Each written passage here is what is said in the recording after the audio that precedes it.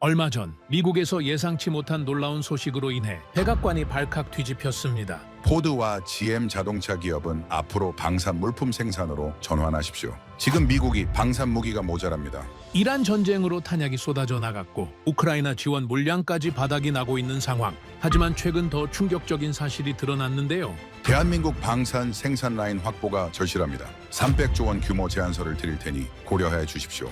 아니 며칠 전까지만 해도 한국을 압박하던 나라 아니었나요? 주한미군 철수 협박과 방위비를 더 내라며 요구했었고 필요할 때마다 파병 카드까지 꺼내 들었었죠. 더 놀라운 건 미국뿐만이 아니었습니다. 폴란드와 프랑스, 중동 국가 대사단이 한국 공장 앞에 이미 줄을 서고 있었던 것. 반면 끝까지 한국 방산을 무시하던 일본은 군수 부족과 훈련 축소 위기에 몰려버렸습니다. 과연 한국은 미국의 300조 원짜리 제안서를 어떻게 받아들였을까요? 대한민국 대역전극의 전말을 지금 바로 낱낱이 공개하겠습니다. 이야기를 시작하기 앞서 사연 속의 제작에 힘이 되는 구독과 좋아요 부탁드립니다. 한국을 응원하신다면 대한민국 화이팅! 이라고 아래 댓글로 남겨주세요. 저는 미국 국방부 산하방산 외교전략관 토니 캠벨입니다. 국무부와 국방부 그리고 나토 협력 부서에서 28년을 보낸 사람입니다. 냉전의 끝자락부터 중동 전쟁, 아프가니스탄 철수 작전, 그리고 우크라이나 지원체계 구축까지 저는 세계 안보의 가장 뜨거운 현장을 직접 발로 뛰어온 사람입니다. 오랜 세월 동안 제 안에 뿌리 내린 확신이 하나 있었습니다.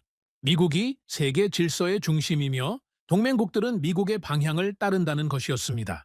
그 믿음은 경험에서 나온 것이었고 냉철한 숫자로 증명된 것이었습니다. 저는 한국을 항상 그 동맹국 중 하나로 분류해왔습니다. 미국의 기술을 조립하고 미국의 전략을 보조하며 결정적인 순간에는 미국의 요구를 받아들이는 나라. 방위비 분담금 협상 테이블에서 주한미군 재배치 논의에서 중동 파병 요구 문서에서 저는 수십 번 한국을 그 틀 안에서 다뤄왔습니다. 그리고 한 번도 틀린 적이 없었습니다. 적어도 그때까지는요. 그날은 워싱턴의 11월이었습니다. 아침부터 묵직한 긴장감이 감도는 날이었는데 저는 국방부 지하 회의실로 향하는 복도를 걸으면서도 그 무게를 정확히 읽어내지 못하고 있었습니다. 회의실 문을 열자마자 공기가 달랐습니다. 자리에 앉은 사람들의 표정이 예외 없이 굳어 있었고 평소라면 커피잔을 들며 잡담 한두 마디쯤은 나눌 동료들도 모두 스크린만 응시하고 있었습니다. 회의가 시작되고 첫 번째 슬라이드가 떴을 때 저는 저도 모르게 숨을 멈췄습니다. 미국의 주요 군수물자 재고 현황이었는데 화면 위에 나열된 숫자들이 제 머릿속 예상치보다 너무나 훨씬 낮았습니다. 헤비 55mm 포탄은 계획 대비 절반 수준에도 미치지 못하고 있었습니다. 패트리엇 미사일은 일부 전선의 방어선 유지조차 빠듯한 수준이었고 토마호크 크루즈 미사일과 사드 요격 체계도 상황은 다르지 않았습니다. 소모 속도를 재생산 속도가 따라잡지 못하고 있었습니다. 우크라이나 지원이 예상보다 길어지고 중동 정세가 다시 불붙으면서 예비 물량이 설계, 수치보다 훨씬 가파르게 소진되고 있었던 것입니다. 저는 28년 동안 방산 외교를 해오면서 이런 수치를 단 한 번도 본 기억이 없었습니다. 냉전이 끝난 이후 가장 심각한 재고 위기였습니다. 회의실 안의 침묵은 어떤 말보다 더 많은 것을 말해주고 있었습니다. 잠시 후 발언권을 가져간 것은 국방부 강경파 쪽 인사들이었습니다. 그들의 논리는 언제나 그랬듯 단순하고 직선적이었습니다. 한국을 압박하자는 것이었습니다. 주한미군 일부 재배치 검토, 방위비 분담금 추가 인상 요구, 중동 파병 확대 압박, 수십 년째 반복된 오래된 레퍼토리였습니다. 리처드 헤이스 차관보가 자리에서 일어났습니다. 그는 늘 확신에 찬 사람이었고 특히 동맹국 압박 문제에 있어서는 흔들림이 없는 사람이었습니다. 한국은 결국 안보 때문에 우리 요구를 들어줄 수밖에 없습니다. 늘 그랬고 이번에도 다르지 않을 겁니다. 저도 그 말에 고개를 끄덕였습니다. 한국은 북한이라는 현실적 위협 앞에서 미국의 안보 우산을 포기할 수 없는 나라였으니까요. 그리고 저는 그 판단이 흔들릴 이유를 아직까지는 찾지 못하고 있었습니다. 하지만 그 확신은 오래가지 못했습니다. 회의 막바지에 군수산업 담당 장성이 아무 말 없이 탁자 위에 서류 하나를 내려놓았습니다. 표지에는 흰 글씨로 선명하게 적혀 있었습니다.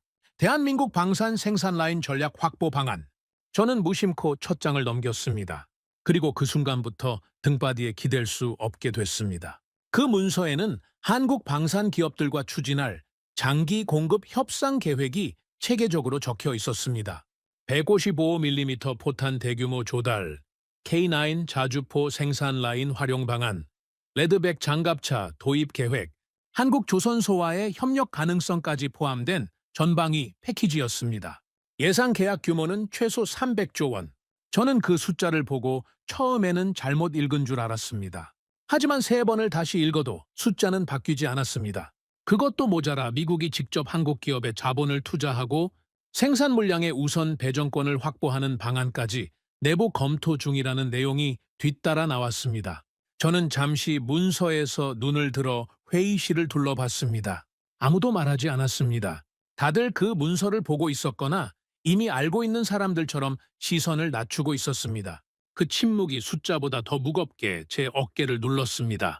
불과 30분 전까지만 해도 이 자리에서 한국을 압박해야 한다는 말이 나왔습니다. 하지만 지금 이 문서는 정반대의 이야기를 하고 있었습니다. 미국이 한국에게 선택받기 위해 조건을 내밀어야 하는 처지에 있다는 것을, 한국이 미국의 요구를 검토하는 시대가 아니라 미국이 한국의 입장을 먼저 물어야 하는 시대가 되었다는 것을, 오랜 경험과 냉철한 계산으로 쌓아온 제 세계관의 한쪽 벽이 조용히 그러나 분명하게 금이 가는 소리가 들리는 것 같았습니다. 회의가 끝난 직후 저는 사무실로 돌아와 폴란드 방산청 고위 관계자 마렉 코발스키에게 연락을 넣었습니다. 그와는 여러 방산협력 회의에서 마주쳐온 사이였고 한국 방산에 대해 각별한 시각을 가지고 있다는 점은 이미 알고 있었습니다. 저는 방금 본 300조 규모의 문서를 슬쩍 언급하며 그의 반응을 살폈습니다. 전화기 너머로 잠시 침묵이 흘렀습니다. 그러더니 그는 작게 웃으며 말했습니다. 이제야 아셨군요. 한국은 약속한 날짜 무기를 보내주는 유일한 나라입니다. 유럽 업체들은 서류와 정치 싸움만 반복하고 미국은 지금 자국 재고부터 걱정해야 하는 상황이지 않습니까? 저는 반박하려다 말았습니다. 틀린 말이 아니었기 때문입니다. 마렉은 계속 이야기했습니다. 폴란드가 러시아의 압박을 실질적으로 체감하며 군 현대화의 속도를 높이던 시절 이야기였습니다. 독일 전차는 계약을 해도 납기가 수년씩 밀렸고 프랑스 장비는 계약 조건을 두고 협상이 끝없이 이어졌습니다. 미국은 우크라이나 지원 물량을 우선시하느라 다른 나라에 줄 여유가 없었습니다. 국경 너머에서 전운이 무르익고 있는데 손에 쥔 무기가 없는 상황이 얼마나 공포스러운 일인지 그 이야기를 하는 마렉의 목소리에는 지금도 날이 서 있었습니다. 그때 한국이 움직였다고 했습니다. K2 전차와 K9 자주포, 천무 다연 장로켓 시스템과 포탄을 하나의 패키지로 엮어 구체적인 납기와 함께 제시했고 계약이 성사된 뒤에는 말 그대로 바로 다음 날부터 공장이 돌아가기 시작했다는 것이었습니다. 폴란드는 지금 한국 덕분에 러시아를 두려워하지 않게 됐습니다. 저는 전화를 끊고 한동안 창밖을 바라봤습니다. 워싱턴의 가을 하늘은 아무것도 모른다는 듯 높고 맑았습니다. 그날 저녁에는 일본 외무성 안보국 외교관 사토 케니치를 만났습니다. 우연이 아니었습니다. 우리 둘 다 아시아 안보 관련 비공개 간담회에 참석하는 자리였으니까요. 사토는 늘 그렇듯 차분하고 결제된 태도로 앉아 있었습니다. 저는 대화 중에 조심스럽게 한국 방산 쪽 이야기를 꺼냈습니다. 그러자 그는 표정 하나 흔들리지 않은 채 말했습니다. 일본은 미국과 유럽 공급망만으로 충분합니다. 한국 무기에 의존한다는 것은 일본의 입장에서 검토할 수 있는 사항이 아닙니다. 말투는 단호했고 논쟁을 허용하지 않는 분위기였습니다. 저는 더 이상 말을 잇지 않았습니다. 하지만 속으로는 전혀 다른 생각을 하고 있었습니다. 그날 회의에서 확인한 비공개 자료에는 일본의 포탄 확보와 미사일 부품, 조달이 이미 계획보다 지연되고 있다는 내용이 포함되어 있었기 때문입니다. 미국조차 한국에 손을 벌리는 상황에서 일본은 아직 자존심을 무기 삼아 버티고 있었습니다. 당장은 그 버팀이 통할 수도 있었습니다. 하지만 저는 그 저녁 내내 이상하게 불길한 느낌을 지울 수 없었습니다. 사토의 확신이 강할수록 그 확신이 무너지는 날의 충격이 얼마나 클지가 자꾸 머릿속에서 그려졌습니다. 그날 밤 저는 워싱턴 사무실로 돌아와 책상 앞에 앉았습니다. 스크린에는 여전히 낮은 숫자들이 떠 있었고 옆에는 300조 원짜리 문서가 열려 있었습니다. 저는 처음으로 한국이라는 나라를 완전히 처음부터 다시 들여다봐야겠다고 생각했습니다. 지금까지 제가 알고 있던 한국은 어쩌면 존재하지 않는 나라였을지도 모른다는 생각이 들기 시작했으니까요. 다음 날 아침, 저는 평소보다 2시간 일찍 출근했습니다. 책상 위에 한국 방산 관련 비공개 자료들을 한 묶음 꺼내놓고 하나씩 열기 시작했습니다. 솔직히 처음에는 반신반의했습니다.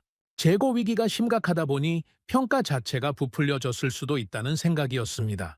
방산 외교관으로 28년을 살면서 위기 상황마다 숫자가 과장되는 경우를 수없이 봐왔기 때문입니다.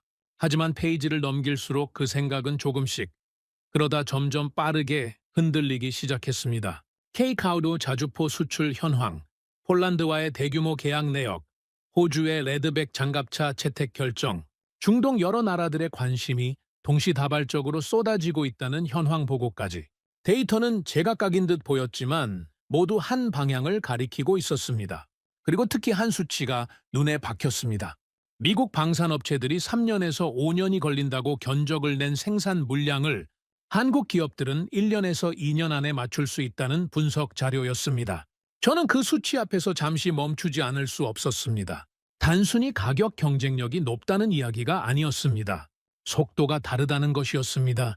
전쟁이라는 상황에서 속도의 의미는 가격보다 훨씬 더 근본적이었습니다. 포탄 하나가 전선에 도달하는 시간이 전쟁의 판도를 바꾸는 것이 현대전의 현실이었으니까요.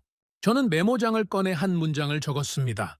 한국은 단순히 무기를 잘 만드는 나라가 아니라 전쟁이 실제로 벌어졌을 때 가장 빨리 움직이는 나라다.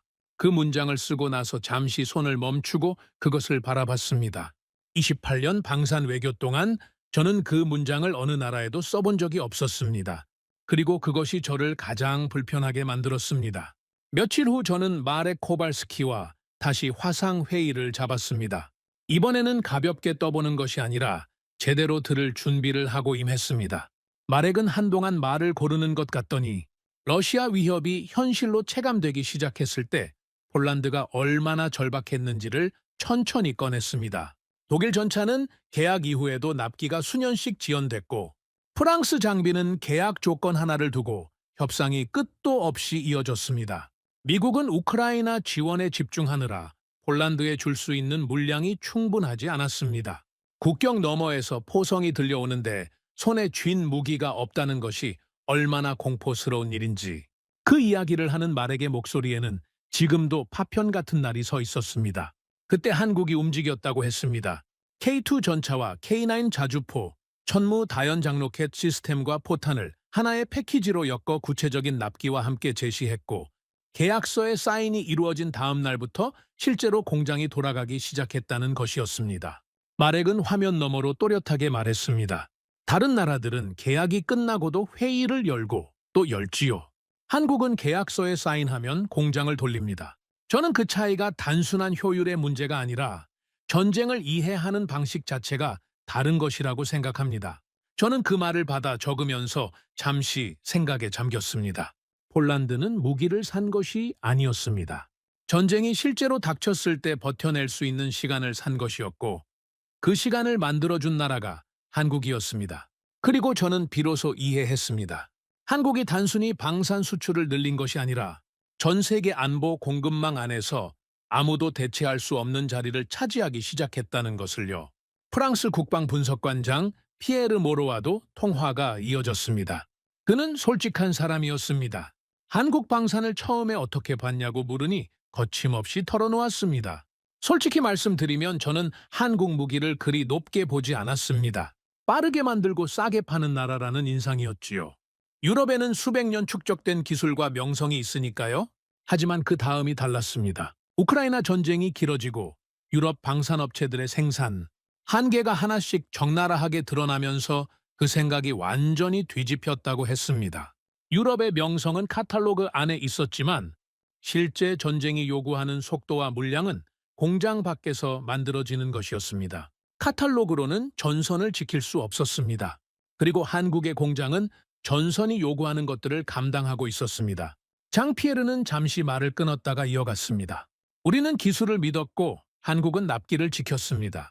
결국 전쟁터에서 중요한 것은 카탈로그가 아니라는 걸 늦게 깨달았지요. 그리고 유럽은 자존심 때문에 한국을 너무 오래 얕봤습니다. 그 자조적인 고백이 저에게는 더 큰 울림으로 다가왔습니다. 자존심이 강하기로 유명한 프랑스 국방 분석관이 그렇게 말한다는 것은 이것이 일시적인 현상이 아니라 되돌리기 어려운 구조적 변화라는 뜻이었습니다. 세계 방산 질서의 지형 자체가 이미 움직이고 있었습니다. 며칠이 지나 저는 리처드 헤이스 차관보를 찾아가 조심스럽게 의견을 꺼냈습니다. 한국을 더 이상 단순한 압박 대상으로 다루어서는 안 된다는 것이었습니다.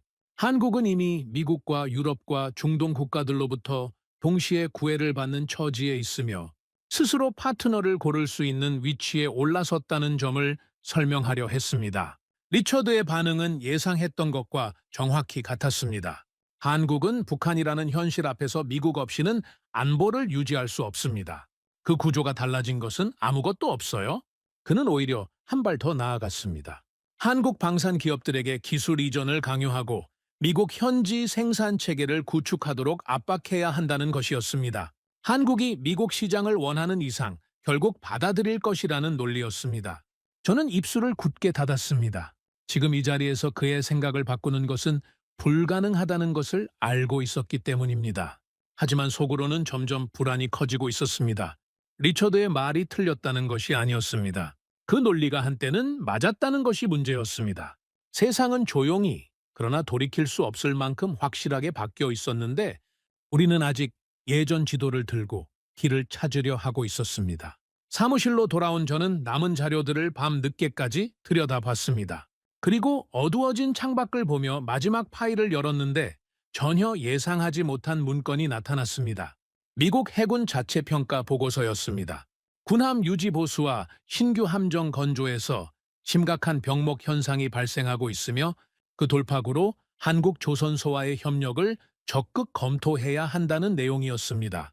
한국 조선소들은 세계 최고 수준의 생산성과 공정관리 능력을 보유하고 있으며 미국 내부에서는 그 속도와 효율을 구조적으로 따라가기가 어렵다는 평가가 담겨 있었습니다. 미국 조선산업은 오랜 기간 민간 수주가 줄면서 숙련 인력과 설비가 동시에 쇠퇴해왔고 그 공백이 해군 전력 유지에 직접적인 위협이 되고 있었습니다. 그리고 마지막 문단에는 이런 문장이 있었습니다. 향후 미 해군의 경쟁력은 한국-조선 협력 여부에 달려있다. 저는 스크린 앞에서 한동안 움직이지 못했습니다. 포탄이나 자주포 이야기가 아니었습니다. 미국 해군의 미래가 한국-조선소에 달려있다는 문장이었습니다. 이것은 단순히 군수 재고가 부족한 문제가 아니었습니다. 미국의 군사력 그 자체가 한국의 생산 능력 위에 기대기 시작한 것이었습니다. 저는 그날 밤 오랫동안 그 자리에 앉아 있었습니다. 창밖에는 워싱턴의 가로등이 조용히 켜져 있었고 저는 제가 28년 동안 믿어왔던 세계의 지도를 머릿속에서 조용히 새로 그리기 시작했습니다. 미국이 한국을 압박하던 시대가 끝나고 있는 것인지 아니면 이미 끝나 있는 것인지를 저는 그 밤에는 아직 알 수 없었습니다. 하지만 한 가지는 분명했습니다. 저는 한국을 직접 봐야 했습니다. 보고서와 숫자로는 더 이상 이 현실을 이해할 수 없었습니다. 워싱턴을 떠나는 비행기 안에서 저는 한동안 창밖을 바라봤습니다. 눈 아래로 구름이 펼쳐지고 있었고 저는 생각보다 훨씬 복잡한 감정을 끌고 태평양을 건너고 있다는 것을 느꼈습니다. 국방부에 낸 출장 명목은 비공식 조사였습니다. 리처드 헤이스 차관보는 출발 전날 제 앞에서 짧게 말했습니다. 한국 공장 몇 개 본다고 달라질 건 없습니다. 저는 그 말에 아무것도 대답하지 않았습니다. 하지만 그 말이 비행 내내 머릿속을 떠나지 않았습니다. 과거 제 책상 서랍 어딘가에는 제가 직접 기한했던 문서들이 있었습니다. 주한미군 재배치를 압박카드로 검토했던 보고서, 방위비 분담금 인상 협상 전략서, 중동 파병 확대 요구안. 저는 그것들을 한국을 다루는 도구처럼 써왔습니다. 그때는 전혀 이상하다고 생각하지 않았습니다. 그것이 미국의 방식이었고 한국은 늘 결국 받아들였기 때문입니다. 그런데 지금은 그 문서들을 만들던 손으로 한국행 비행기 안에 앉아 있었습니다. 무언가를 증명하러 가는 것인지 아니면 무언가를 인정하러 가는 것인지 저는 아직 그 답을 알지 못했습니다. 한국에 도착한 첫날은 이동과 브리핑으로 채워졌습니다. 그리고 이튿날 아침, 저는 처음으로 한국의 포탄 생산 라인과 자주포 조립 공장 안에 들어섰습니다. 안으로 발을 내딛는 순간 저는 몸이 굳는 것을 느꼈습니다. 미국의 방산 공장을 수도 없이 방문했던 저였습니다. 거기에는 늘 익숙한 풍경이 있었습니다. 각 단계마다 촘촘한 승인 절차가 있었고 보고 라인이 있었으며 일정을 바꾸기 위해서는 문서가 먼저 움직여야 했습니다. 하지만 이곳은 달랐습니다. 부품 공급, 용접, 도장, 시험 가동이 한 줄기 물처럼 끊김없이 이어지고 있었습니다. 컨베이어 벨트 위를 지나가는 포탄과 장갑차, 부품들은 마치 공장 자체가 하나의 생명체처럼 숨을 쉬는 것 같았습니다. 곳곳에는 자동화 설비와 숙련된 기술자들이 경계 없이 함께 움직이고 있었습니다. 저는 미국 공장에서는 좀처럼 볼 수 없는 밀도와 집중력을 느꼈습니다. 현장 책임자가 저를 안내하면서 무심한 듯 말했습니다.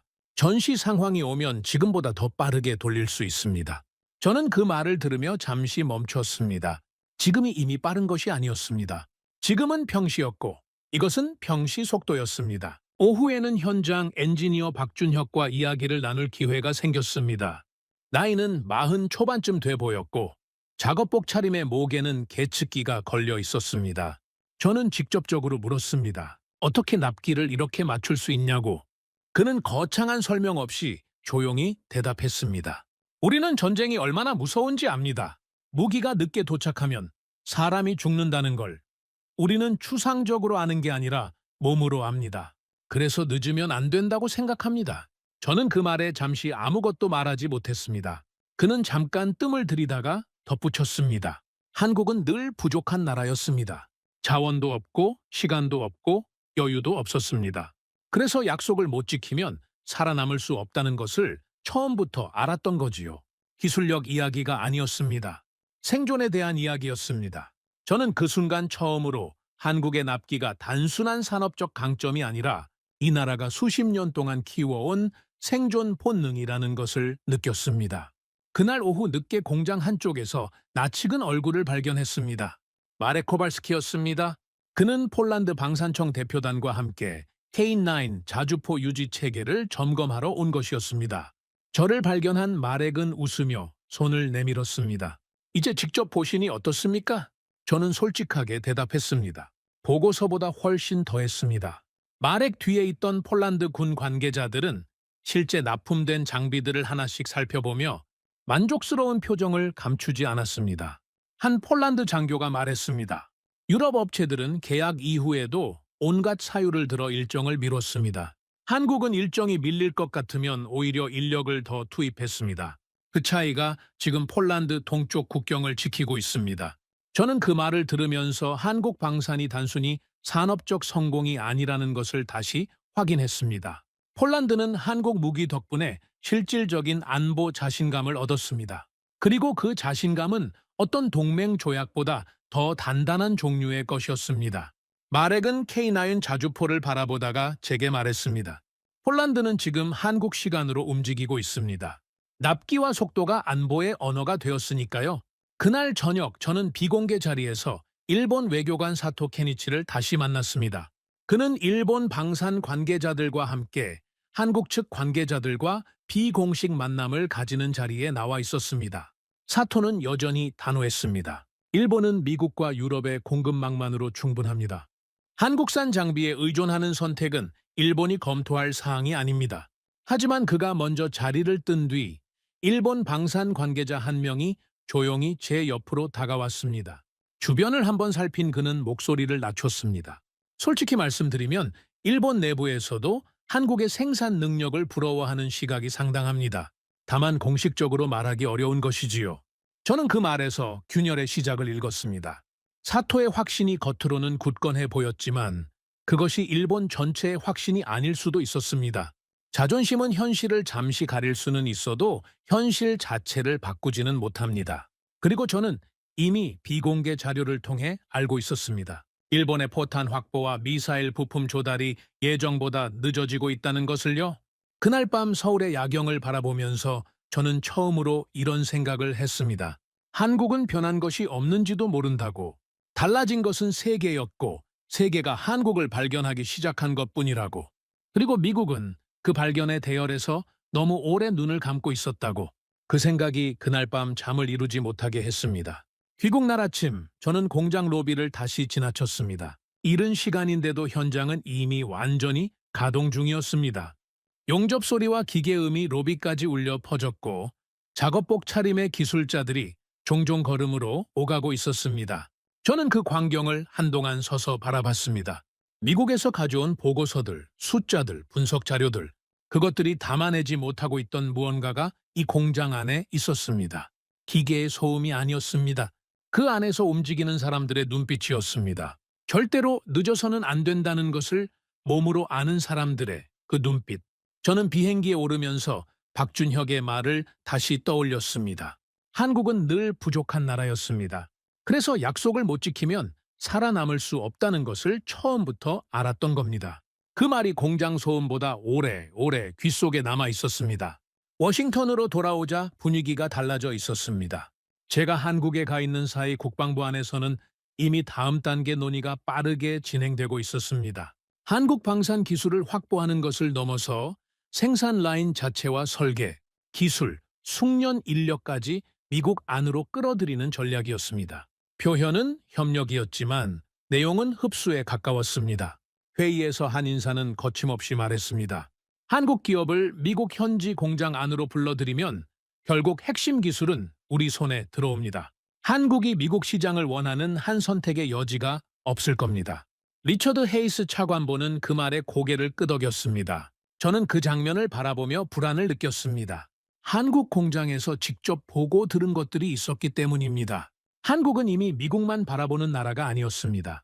미국이 협상을 질질 끄는 사이 다른 나라들이 줄을 서고 있었고 한국은 그 줄 앞에서 상대를 고르는 입장에 서 있었습니다. 저는 마음속으로 생각했습니다. 한국은 더 이상 선택받는 나라가 아니다. 누구를 선택할지 고민하는 나라가 되어 있다. 며칠 후 미국 대표단이 한국 정부와 방산 기업들을 상대로 비공개 협상에 들어갔습니다. 미국은 대규모 계약 물량과 현지 공장 부지 제공, 세제 혜택을 내세우며 기술 이전과 생산 라인 이전을 테이블 위에 올렸습니다.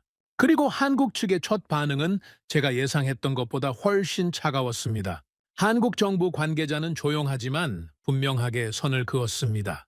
협력은 얼마든지 논의할 수 있습니다. 하지만 핵심 기술 이전은 협력의 범주가 아닙니다. 그 부분은 다른 테이블에서 다뤄야 합니다. 한국 방산기업 임원 역시 한 발도 물러서지 않았습니다. 미국이 원한다고 해서 우리가 오랜 시간 쌓아온 것을 넘길 수는 없습니다. 그것은 기업의 미래 자체이기 때문입니다. 특히 미국의 계약 변경 전례와 기술 유출 사례, 그리고 미국 내 외국 기업에 대한 규제 리스크가 한국 내부에서 강하게 거론된다는 사실이 협상 자리에서 명확히 드러났습니다. 저는 회의실 안을 둘러봤습니다. 미국 대표단이 조건을 설명할 때 한국 측의 눈빛에는 경청보다 냉정한 계산이 담겨 있었습니다. 그리고 저는 그 순간 처음으로 협상 테이블에서 을처럼 느껴지는 쪽이 미국이라는 사실을 체감했습니다.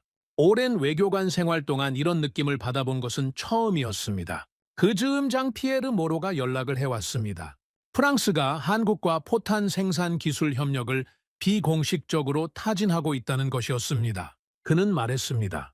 미국이 시간을 끌고 있는 동안 유럽도 가만히 있지는 않습니다. 프랑스는 한국과 공동 생산 방식을 검토하고 있습니다.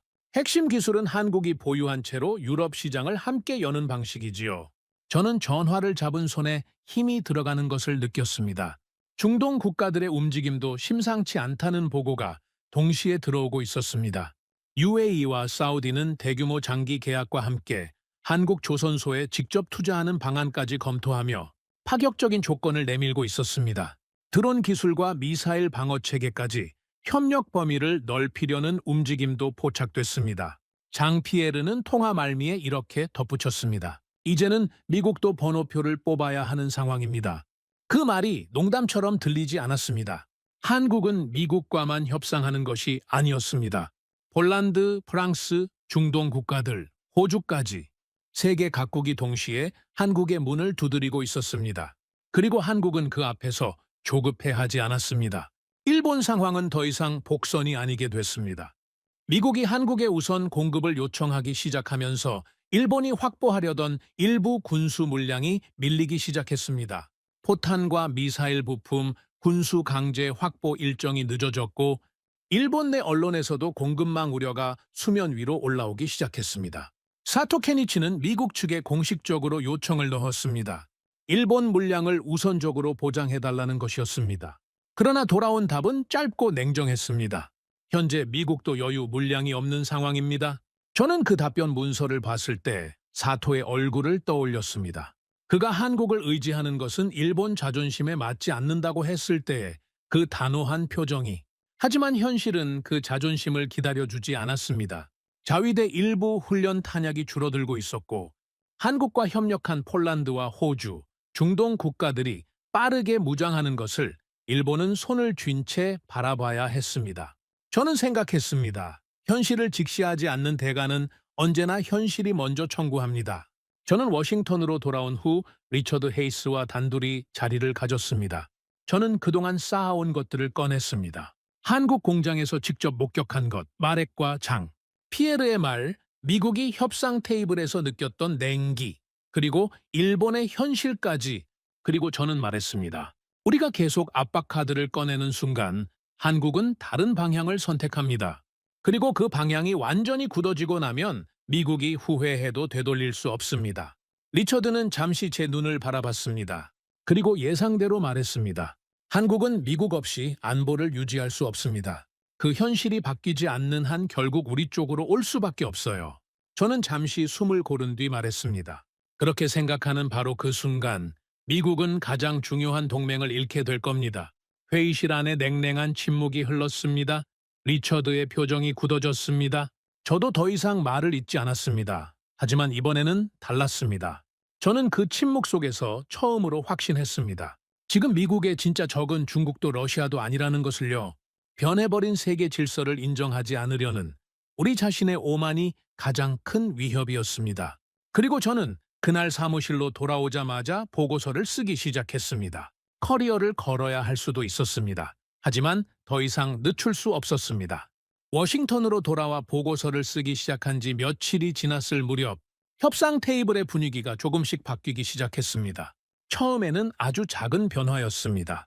미국 대표단이 회의 시작 전에 한국 측 담당자에게 먼저 의견을 묻는 일이 생겼습니다.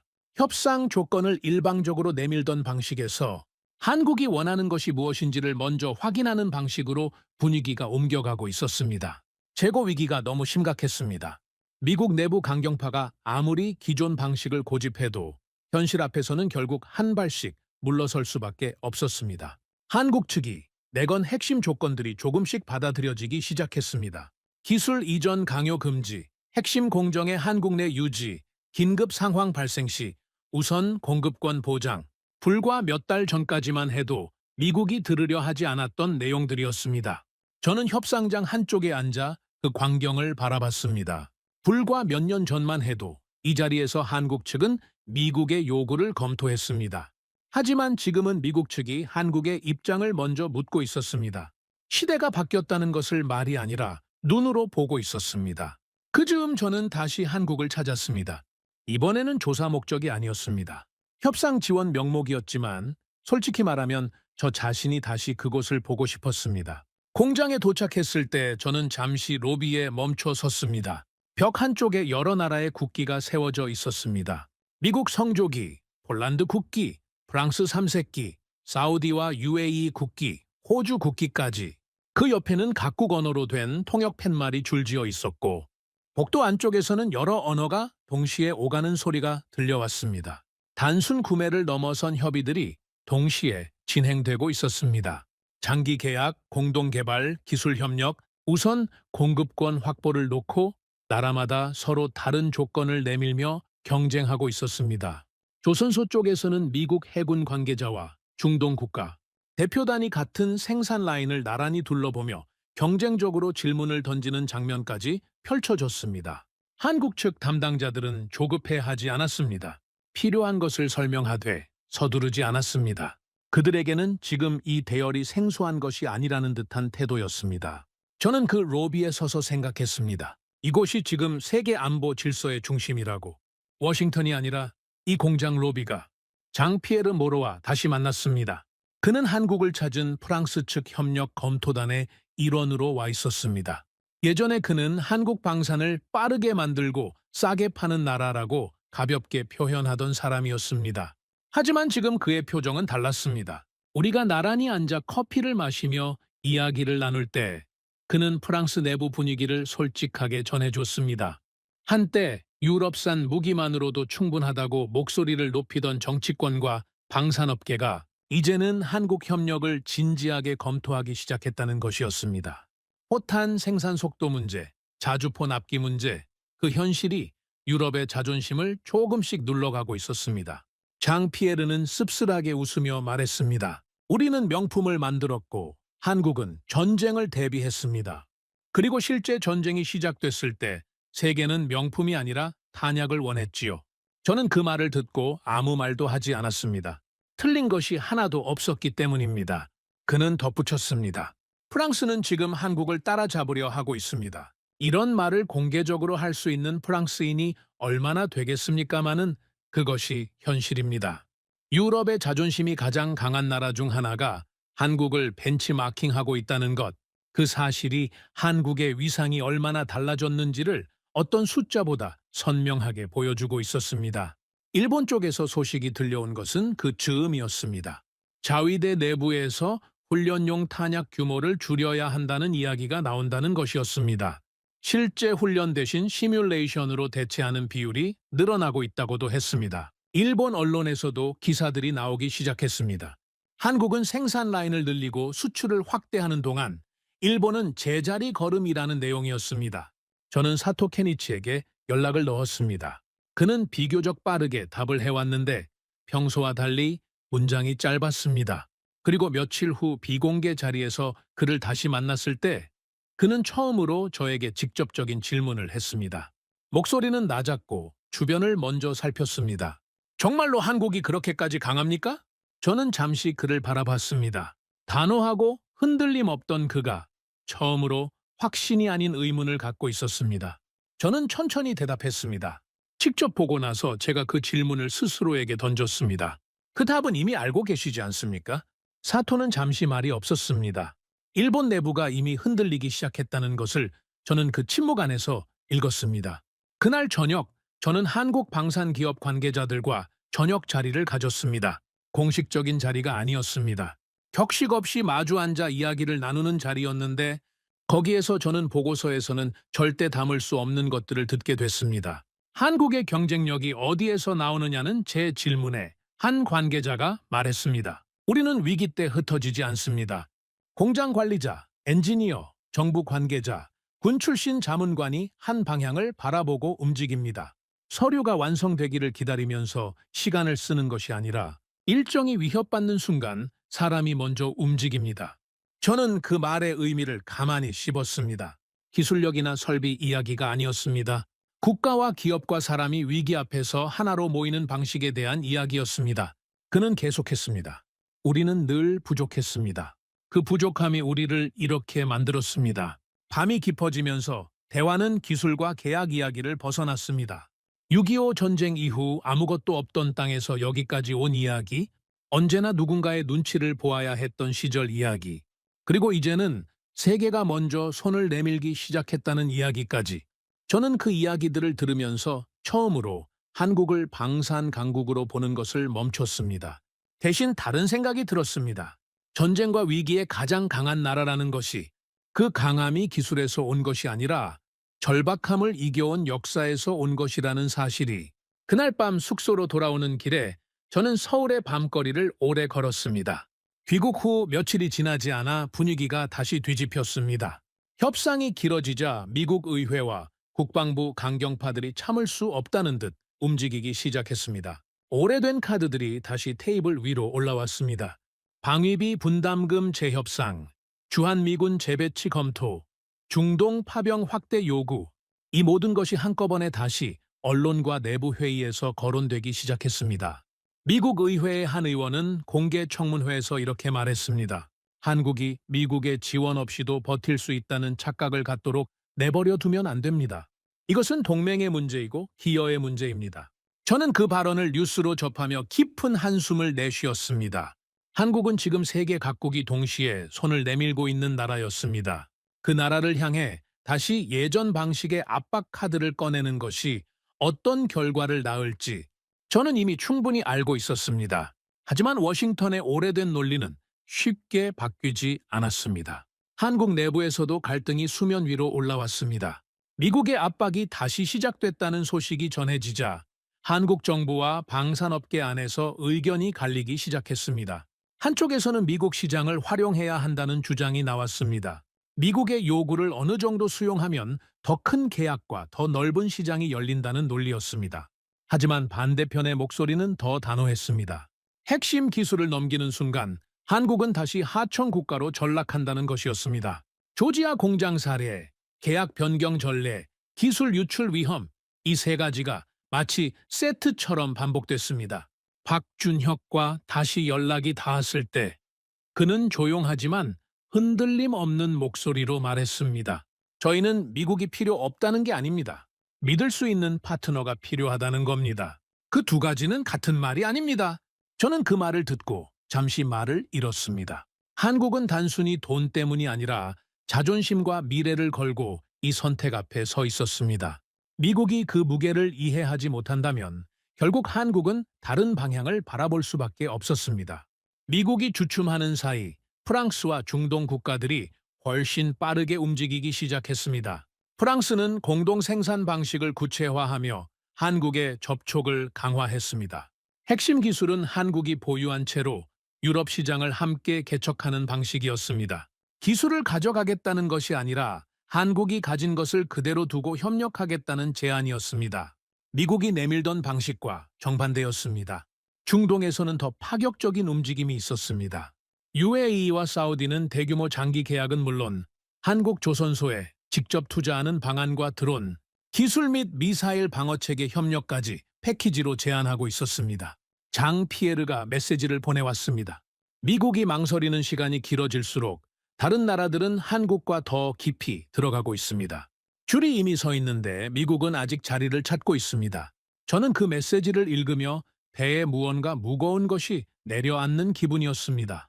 한국이 미국의 것이 아니었다는 것을 그제야 다시 실감했습니다. 한국은 처음부터 한국의 것이었고 세계가 그것을 이제 알아보기 시작한 것뿐이었습니다. 일본의 상황은 더 이상 복선이 아닌 본선이 돼버렸습니다. 포탄과 미사일 부품 부족으로 자위대 일부 부대의 훈련이 실제로 축소됐습니다.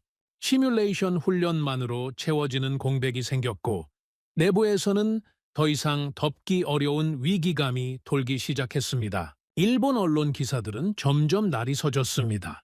한국은 방산 수출을 넓히고 생산 라인을 늘리는 동안 일본은 왜 절차만 늘리고 있냐는 비판이었습니다. 사토 케니치는 내부 회의에서 끝까지 버텼습니다. 한국 의존은 있을 수 없습니다. 일본의 방향은 다릅니다. 하지만 회의가 끝나고 젊은 관료들 사이에서는 다른 목소리가 흘러나왔습니다. 현실적으로 한국과 협력하지 않으면 일본은 뒤처질 수밖에 없다는 것이었습니다. 사토는 그 이야기를 전해 들었을 때 분노했다고 했습니다. 하지만 그 분노 아래에는 이미 흔들림이 시작되고 있었습니다. 호주와 동남아 국가들이 줄줄이 한국과 계약을 체결하는 소식이 들려올수록 일본이 서 있는 자리가 점점 외로워졌습니다. 현실을 부정하는 대가는 너무 컸습니다. 그리고 그것은 사토 개인의 문제가 아니라 그 나라 전체가 치르고 있는 값이었습니다. 저는 마침내 리처드 헤이스와 마지막으로 크게 부딪혔습니다. 그것은 논쟁이 아니었습니다. 저는 이미 결심을 하고 그 자리에 들어갔습니다. 저는 말했습니다. 미국이 한국을 계속 압박 대상으로 다루는 순간 한국은 우리를 선택하지 않습니다. 그리고 그 선택이 굳어지고 나면 되돌릴 방법이 없습니다. 리처드는 낮고 단호하게 말했습니다. 미국이 한국에게 끌려다닐 수는 없습니다.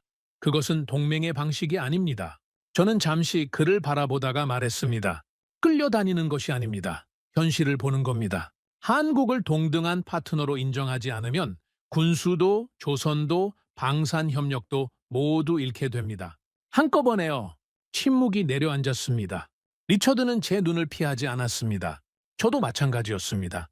그 침묵 안에서 저는 알았습니다. 지금 제가 싸우고 있는 상대는 리처드가 아니라 수십 년 동안 미국 안에 굳어온 사고방식이라는 것을. 회의실을 나오면서 저는 발걸음을 멈추지 않았습니다. 사무실로 돌아온 저는 그날 밤 보고서의 마지막 문장을 썼습니다. 한국을 동등한 전략 파트너로 인정하지 않는 순간 미국은 군수 공급망과 아시아 전략의 핵심 축을 동시에 잃게 된다. 그 문장을 쓰고 저장 버튼을 눌렀습니다. 이 보고서가 제 승진을 막을 수도 있었습니다. 정치적 적을 만들 수도 있었습니다. 하지만 더 이상 늦출 이유가 없었습니다. 틀린 말이 아니었으니까요. 보고서가 제출된 것은 어느 이른 아침이었습니다. 저는 전날 밤을 거의 사으며 마지막 문장까지 손질했고 출근 직후 결제 라인에 올렸습니다. 그리고 나서 한동안은 아무 반응이 없었습니다. 예상했던 일이었습니다. 이런 보고서가 하루 이틀 만에 반응을 얻는 경우는 드물었고 저는 그 침묵이 묵살이 될 수도 있다는 것을 알고 있었습니다. 하지만 사흘이 지나자 분위기가 달라졌습니다. 국방부 내부에서 먼저 움직임이 생겼고 그것이 백악관 국가안보회의 쪽으로 흘러갔다는 이야기가 들려왔습니다. 보고서 안에 담긴 내용들, 미국 방산 재고 고갈의 실상, 조선 산업의 구조적 병목, 유럽과 중동의 경쟁적 움직임, 그리고 일본의 실패 사례까지 그것들이 한꺼번에 묶여 있다는 것이 충격을 준 모양이었습니다. 특히 마지막 문단의 한 문장이 회의 테이블에서 여러 번 낭독됐다는 이야기를 나중에 전해 들었습니다. 한국을 잃는 순간 미국은 군수 공급망과 아시아 전략의 핵심 축을 동시에 잃게 된다. 국가안보회의가 긴급 검토 회의를 소집했습니다. 기존 한국 압박 전략을 재검토하기 시작했습니다. 리처드 헤이스조차 처음에는 강하게 반발했지만 군수 재고 수치와 동맹국들의 움직임을 거듭 확인하며 결국 입장을 바꾸기 시작했습니다. 미국 내부에서 처음으로 조용하지만 분명하게 한 방향으로 분위기가 모이기 시작했습니다. 한국은 더 이상 통제 대상이 아니라 반드시 붙잡아야 하는 파트너라는 방향으로. 몇 주가 지나 미국은 한국의 전례 없는 조건을 담은 전략 협정안을 제시했습니다. 기술 이전 강요 금지를 명문화하고 한국 생산 라인의 주권을 존중하며 포탄과 자주포와 조선 분야에서 장기 계약을 보장하는 내용이었습니다. 일부 핵심 무기 체계를 한국과 공동으로 운영하는 방안까지 포함됐습니다. 저는 협상장에서 미국 대표단의 태도가 완전히 달라진 것을 느꼈습니다. 압박이 아니었습니다. 설득이었습니다. 미국 측 수석 대표가 조용하고 진지하게 말했습니다. 이제는 동맹 관계 이전에 공동 생존의 문제입니다. 우리는 그 현실을 너무 늦게 직시했습니다. 한국 측은 잠시 침묵했다가 논의를 이어갔습니다. 그 침묵이 수락도 거절도 아닌 숙고라는 것을 저는 알 수 있었습니다. 저는 협상장 한편에 앉아 그 장면을 바라봤습니다. 불과 몇 년 전만 해도 이 자리에서 미국은 요구하는 쪽이었습니다. 하지만 지금은 미국이 먼저 머리를 낮추고 있었습니다. 세계의 움직임도 빠르게 정렬되고 있었습니다. 폴란드는 한국과 추가 계약을 체결하며 유럽 안에서 한국 방산의 가장 강한 지지자가 됐습니다. 프랑스는 자존심을 내려놓고 포탄과 자주포 생산 협력을 공식 검토 단계에 올렸습니다. 중동 국가들은 조선소 투자와 드론 기술 협력, 미사일 방어 체계까지 포함한 대규모 패키지 계약을 준비하고 있었습니다. 호주와 동남아 여러 나라들도 한국과 먼저 손을 잡지 않으면 뒤처진다는 분위기가 역력했습니다. 한국 공장과 조선소는 세계 안보 공급망의 중심지처럼 변해 있었습니다. 저는 다시 찾은 공장 로비에서 각국 대표단이 줄지어 기다리는 모습을 바라봤습니다. 세계가 워싱턴만 바라보던 시대가 끝나고 있었습니다. 많은 나라들이 이제는 서울을 보고 있었습니다. 그것은 미국이 약해진 것이 아니었습니다. 세계가 더 넓어진 것이었습니다. 그리고 한국은 그 넓어진 세계의 중심에 조용히 그러나 확실하게 서 있었습니다. 사토 케니치를 마지막으로 만난 것은 그 즈음이었습니다. 그는 제게 먼저 연락을 해왔습니다. 만나자는 말 외에 다른 설명이 없었습니다. 약속 장소에 나타난 그는 예전과 달랐습니다. 언제나 반듯하게 세워져 있던 어깨가 조금 내려가 있었고 말을 꺼내기 전에 커피잔을 한참 내려다봤습니다. 그리고 그는 말했습니다. 우리는 너무 늦게 현실을 봤습니다. 저는 그 말에 아무것도 대답하지 않았습니다. 그가 이어갔습니다. 자위대 내부에서도 이제는 공개적으로 말이 나옵니다. 한국의 속도와 생산 능력을 인정하지 않으면 일본은 계속 뒤처진다고요. 저는 그 말이 옳다는 것을 알고 있었지만 인정하는데 너무 오래 걸렸습니다. 사토의 목소리에서는 분노가 아니라 피로가 느껴졌습니다. 자존심이 오래 버텨온 자리에 남겨진 피로감이었습니다. 저는 그를 바라보며 생각했습니다. 현실은 늘 기다려줬습니다. 하지만 그 기다림에도 끝이 있었고 일본은 너무 늦게 그 사실을 알았습니다. 그날 오후 저는 박준혁을 다시 찾아갔습니다. 그는 작업복 차림으로 현장에 있었습니다. 저를 보자 조용히 손을 내밀었습니다. 저는 그 손을 잡으며 말했습니다. 우리가 한국을 잘못 봤습니다. 오랫동안. 그는 잠시 저를 바라보다가 담담하게 웃었습니다. 한국은 변한 적 없습니다. 다만 사람들이 이제야 보기 시작한 것뿐입니다. 그 말이 짧았습니다. 그러나 그 짧음 안에 담긴 것은 오랜 시간이었습니다.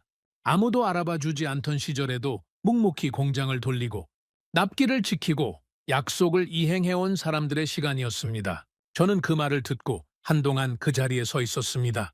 무언가 오래된 것이 제 안에서 조용히 내려앉는 것을 느꼈습니다. 28년 동안 쌓아온 확신들, 한국을 다루어온 방식들, 한 번도 의심하지 않았던 미국의 우월감이 하나씩 무게를 잃어가고 있었습니다. 그리고 그 자리에 전혀 다른 감각이 채워졌습니다. 그날 밤 호텔 창밖으로 서울의 야경이 펼쳐졌습니다. 저는 오랫동안 그 빛들을 바라봤습니다. 그리고 독백했습니다. 이제 미국은 한국을 지키는 나라가 아니다. 미국도 한국이 필요하다. 귀국 전 마지막 일정으로 저는 한국 대형 조선소를 찾았습니다. 이전에 서류와 보고서로만 봤던 곳을 이제 두 발로 걸어 들어갔습니다. 안으로 들어서는 순간 몸이 굳었습니다. 공장과는 또 다른 충격이었습니다. 거대한 군함과 상선이 나란히 건조되고 있었는데 그 규모 자체가 압도적이었습니다.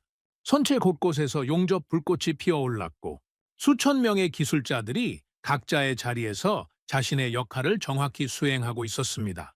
미국의 조선소와 비교하는 것이 머릿속에서 자연스럽게 떠올랐는데 그 비교가 너무 대비가 컸습니다. 미국의 조선업은 민간 수주 감소와 인력 이탈로 수십 년 동안 조금씩 무너져 왔습니다. 반면 이곳은 오히려 성장을 거듭한 곳이었습니다.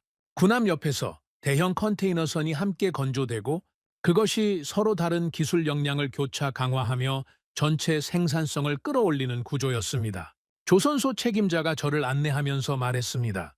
미국 해군에서도 여러 번 오셨습니다. 처음에는 우리 속도를 믿지 못하는 눈치였는데 지금은 달라졌습니다. 저는 물었습니다. 어떻게 이 수준에 도달할 수 있었냐고.